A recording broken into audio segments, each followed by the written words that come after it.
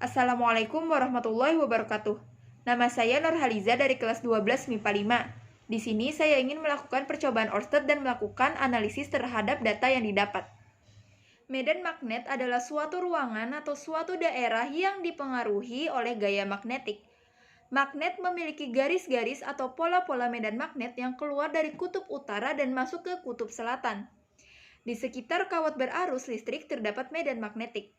Hans Christian Ørsted melakukan percobaan pada tahun 1820. Ia menggunakan sebuah kompas jarum untuk menunjukkan bahwa ketika arus listrik mengalir pada seutas kawat, jarum kompas yang diletakkan pada daerah medan magnetik yang dihasilkan oleh kawat berarus menyebabkan jarum kompas menyimpang dari arah utara ke selatan. Jika diperhatikan, gerakan magnet terjadi sesaat ketika arus listrik mengalir. Munculnya medan magnet ada hubungannya dengan arus listrik. Dengan gejala yang terjadi, maka Ørsted menyimpulkan bahwa arus listrik dapat menghasilkan medan magnet. Melalui percobaan Ørsted dapat diketahui hubungan antara kemagnetan dan kelistrikan. Dengan tegangan, arus, dan jarak jarum kompas dengan kawat yang berbeda, didapatkan data yang berbeda pula. Dengan itu, dapat ditemukan hubungan antara kemagnetan dengan kelistrikan, yaitu hubungan antar besar medan magnet, arus listrik, dan jarak jarum kompas ke kawat.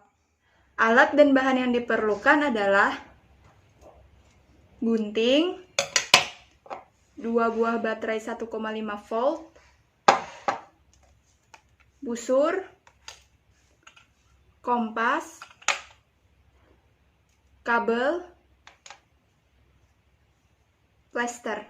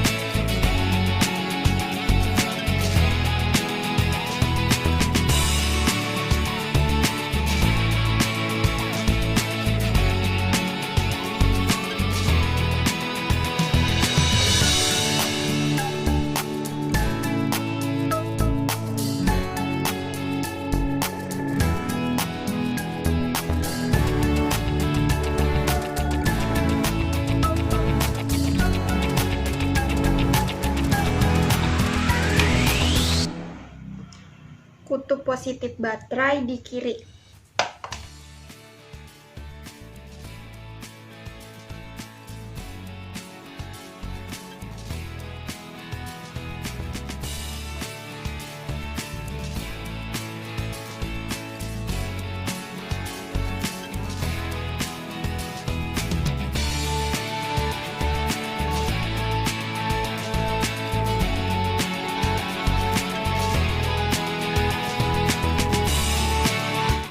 Ini kutub positif baterai di sebelah kanan.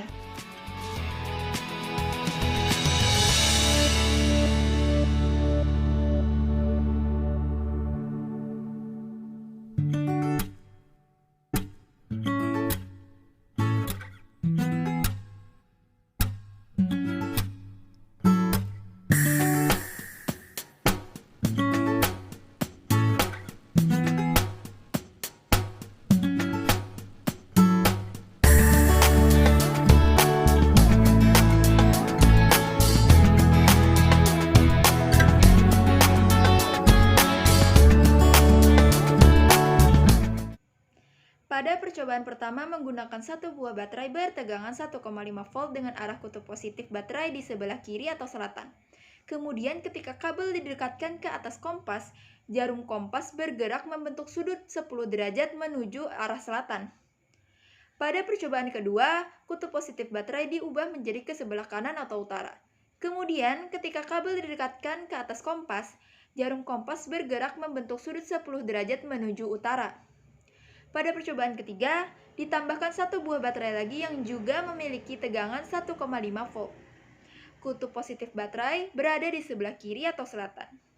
Kemudian, ketika kabel didekatkan ke atas kompas, jarum kompas bergerak membentuk sudut 50 derajat menuju selatan.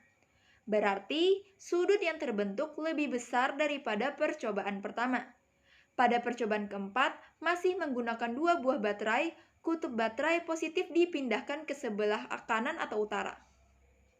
Kemudian, ketika kabel didekatkan ke atas kompas, jarum kompas bergerak membentuk sudut 50 derajat menuju utara. Pada percobaan kelima, masih menggunakan dua buah baterai dan kutub positif baterai masih berada di sebelah kanan atau utara. Kabel didekatkan ke atas kompas. Kemudian dengan perlahan kabel dijauhkan dari kompas dengan jarak berturut-turut kurang lebih 1 cm dan kurang lebih 2 cm. Jarum kompas menunjukkan perubahan dari membentuk sudut 50 derajat, berubah menjadi 40 derajat, kemudian berubah lagi menjadi 20 derajat menuju arah utara. Berdasarkan percobaan Oersted yang telah dilakukan, didapat fakta bahwa jarum kompas mengalami pergerakan saat berada di sekitar kabel yang berarus.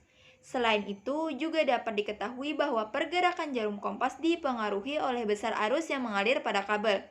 Apabila arus diperbesar, maka jarum akan semakin membentuk sudut yang besar. Namun, apabila arus diperkecil, maka sudut yang dibentuk akan semakin kecil juga. Jarak antara kabel yang berarus dengan kompas juga memengaruhi penyimpangan pada kompas. Jika kompas didekatkan dengan kabel berarus, pergerakan jarum yang terjadi akan semakin jauh dari titik awalnya. Begitupun sebaliknya. Selain itu, arah arus yang mengalir pada kabel juga berpengaruh pada sudut yang dibentuk oleh jarum kompas. Apabila arus mengalir dari selatan ke utara, maka kompas menyimpang menuju arah selatan. Sedangkan jika arusnya dari utara ke selatan, kompas akan menyimpang menuju utara.